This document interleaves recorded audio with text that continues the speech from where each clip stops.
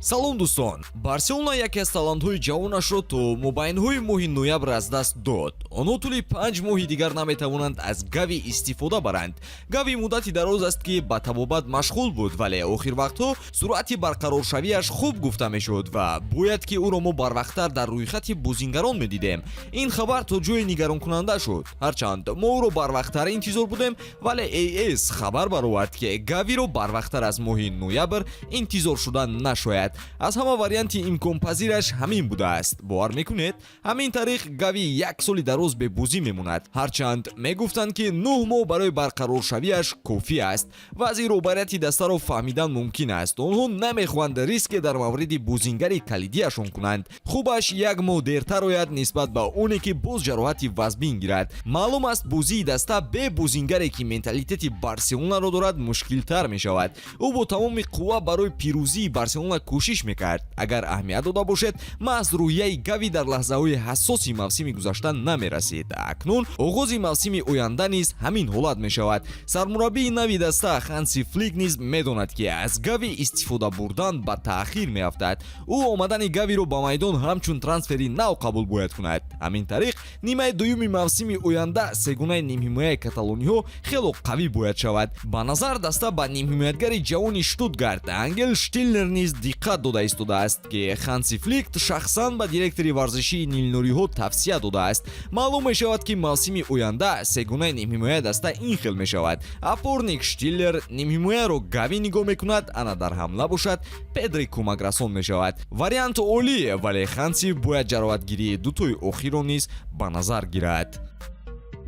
дӯстон, евро 2024 бо шуру шавқ идома дорад. ҳарчанд бархе аз ситораҳои футболиро мо дар ин мусобиқа надидем, вале бозиҳо ҷазобияти худро бе ин ҳам гум накарданд. шумо метавонед тамошои бозиҳоро бо хизматрасониҳои ширкати 1x боз ҳам ҷолибтар гардонед. дар 1x регистратсия осон ва пардохт аз тамоми шовканони дунё, вале муҳимтар аз ҳама барои шаҳрвандони Тоҷикистон бонус ба ҳаҷми 8000 сомон дар аввалин пардохт бо промокоди TG Barca пешниҳод мешавад. силкаи бозӣ дар комментарияи ин видео. ба ҳама муваффақият.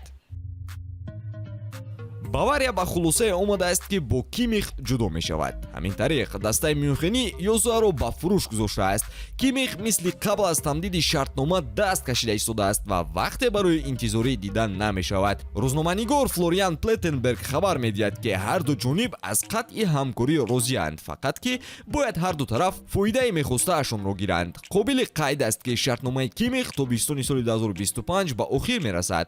роҳбарияти Бавария охирин шонсро доранд ки аз ин футболбозашон маблағ ба даст доранд, вагарна ӯ соли оянда ройгон тарки даста хоҳад кард. худи ҳозир дар портали Трансфермарк нархи Кимих 50 миллион евро гуфта мешавад ва ин маблағ рӯз то рӯз поин хоҳад фаромад, чунки чанд моҳ пеш ӯро 70 миллион евро низ мегуфтанд. албатта ки ин аз муҳлати шартномаи бозингар вобастагӣ хоҳад дошт. ҳамзамон маълум шуд ки кадом дастаҳо ҷиддан ҷалби Кимихро мехоҳанд. онҳо дастаҳои Ливерпул, Манчестер Сити, Арсенал, Реал Мадрид ва албатта ки Барселона мебошанд. дастаҳои қавӣ бозингарони ботаҷриба мехоҳанд. агар ба расонаҳо такя кунем, Кимих яке аз баландмаоштарин бозингарони дастааш аст. ӯ анқариб 20 миллион евро дар як сол маош мегирад ва нияти коҳиш додани онро надорад. маҳз ҳамин чиз сабаби тамдиди шартнома накардани Кимих дар Бавария шуд. ӯ мехоҳад ки шартномаи дарозмуддат бо маоши баланд дошта бошад, вале Бавария медонад ки ин бар нафъи даста нахоҳад шуд. ин чиз барои дигар дастаҳо низ мушкилӣ меорад, чун футболбоз имрӯз паго 30 сола мешавад ва маоши баланд додан аз ҷиҳати молиявӣ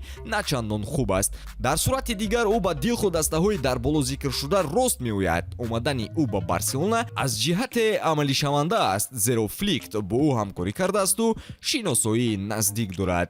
ба ҳамин тамом дӯстон, ҳатман дар канал обуна шуданро фаромӯш насозед ва наворҳои ҷолибро мунтазир бошед. то боздид.